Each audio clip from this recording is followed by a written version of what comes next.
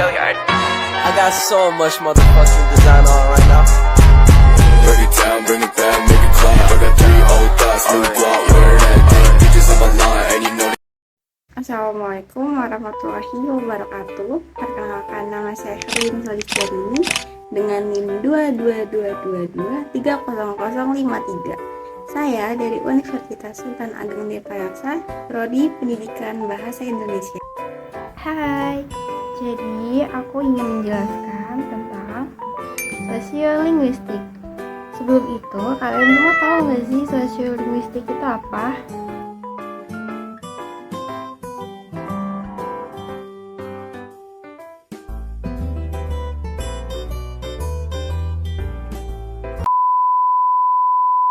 Sosiolinguistik merupakan suatu kajian bahasa yang membahas tentang aspek-aspek sosial dan kebudayaan dari suatu bahasa. Sosiolinguistik merupakan gabungan dari sosio dan linguistik. Sosiolinguistik ini merupakan kajian linguistik yang membahas tentang aspek-aspek sosial yang terjadi di suatu masyarakat.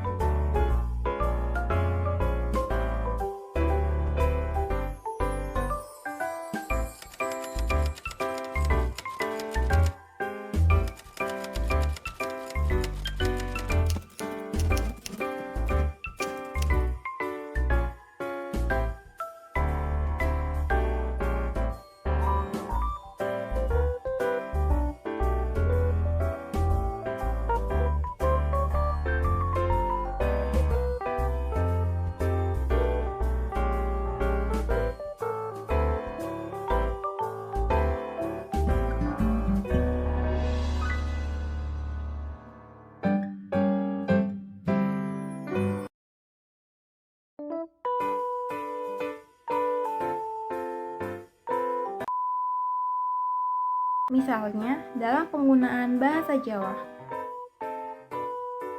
Bahasa Jawa dibagi menjadi dua. Yang pertama bahasa Jawa Moko, yang kedua bahasa Jawa Kromo. Keduanya berbeda. Dalam sosiolinguistik, kita dapat mengetahui kapan bahasa Jawa Moko dan bahasa Jawa Kromo digunakan.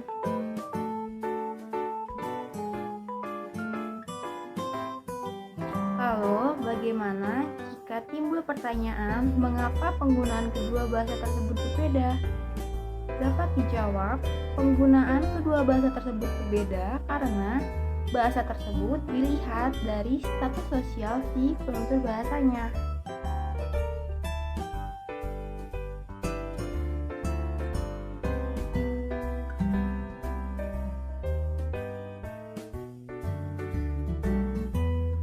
Situasi sosial seperti apa yang dimaksud? Nah, jadi penggunaan Jawa Moko dan Jawa Kromo ini berbeda.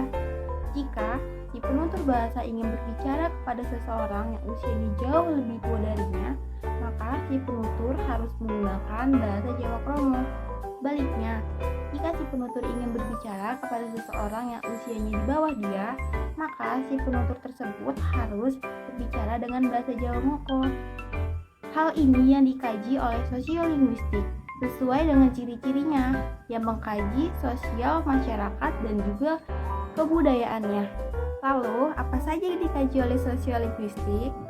Yang pertama, komunitas tutur. Komunitas merupakan suatu kelompok. Jadi, komunitas tutur ini merupakan kelompok dari si penutur bahasa atau pengguna bahasa tersebut. Yang kedua, varietas bahasa. Varietas bahasa dapat memandang suatu bahasa baik secara pandangan positif maupun negatif. Misalnya, penggunaan kata anjing. Nah, di Korea menganggap anjing itu merupakan hewan yang lucu. Berbeda halnya dengan Indonesia. Misal, jika ada orang Korea yang mengatakan seorang anak memiliki wajah yang mirip seperti anak anjing, orang tersebut tidak akan marah karena mereka menganggap bahwa anjing itu merupakan suatu hal yang lucu. Berbeda halnya dengan Indonesia. Jika ada yang mengatakan wajah seorang anak mirip dengan anjing, orang tersebut pasti akan marah karena di Indonesia menganggap kata anjing merupakan sesuatu hal yang kasar. Lalu yang ketiga adalah jejaring sosial. Jejaring sosial itu merupakan suatu kajian yang mengkaji tentang bahasa-bahasa di suatu daerah. Misalnya, di setiap daerah ini banyak menggunakan bahasa yang lain. Setiap daerah tidak menggunakan bahasa yang sama. Jadi, kita harus berhati-hati dalam penggunaan bahasa di setiap daerah. Jadi, performa dari suatu bahasa dapat dipengaruhi oleh beberapa hal, seperti usia, agama, gender, tempat tinggal, pekerjaan atau profesi, latar belakang sosial, dan juga agama. Epistemologi sosiolinguistik sebagai suatu kajian keilmuan ada dua, yaitu bahasa dan sosial. Bahasa bersifat dapat berubah-ubah, sementara sosial bersifat tetap atau abadi. Setiap keilmuan pasti memiliki manfaatnya masing-masing, sama halnya dengan sosiolinguistik. Lalu, apa manfaat sosiolinguistik terhadap manusia? Manfaat dari sosiolinguistik. Yang pertama, bahasa bersifat kontekstual. Seseorang yang mempelajari sosiolinguistik pasti mengetahui penggunaan bahasa sesuai dengan konteksnya. Jadi, seseorang dapat menyesuaikan penggunaan bahasanya sesuai dengan tempat di mana ia berada. Variasi bahasa dalam sosiolinguistik.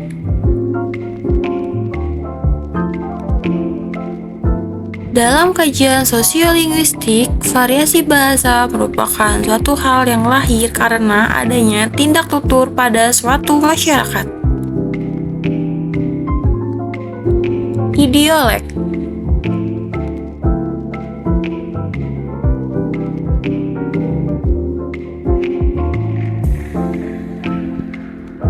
Idiolek adalah variasi bahasa yang memiliki sifat individual. Variasi ini biasanya hanya terjadi pada satu orang dan berbeda dengan orang lainnya.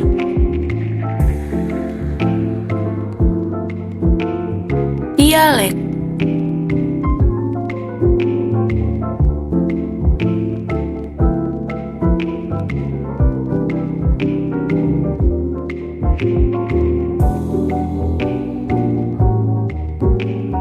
Tingkat tutur.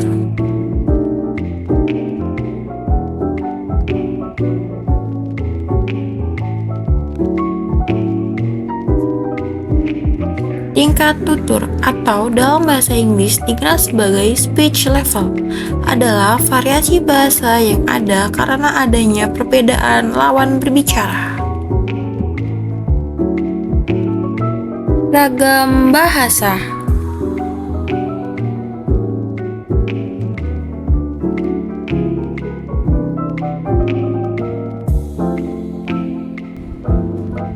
Ragam bahasa ada karena adanya sudut pandang yang berbeda dari pengguna bahasa atau penutur bahasa dan situasi yang dialami.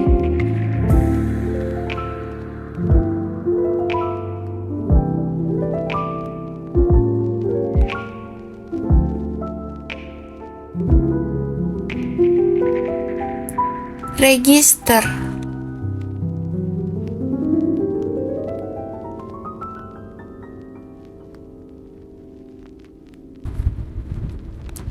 Register adalah variasi bahasa yang memiliki fungsi tertentu sesuai dengan maksud yang diinginkan penutur, yang biasanya mencakup konteks sosial.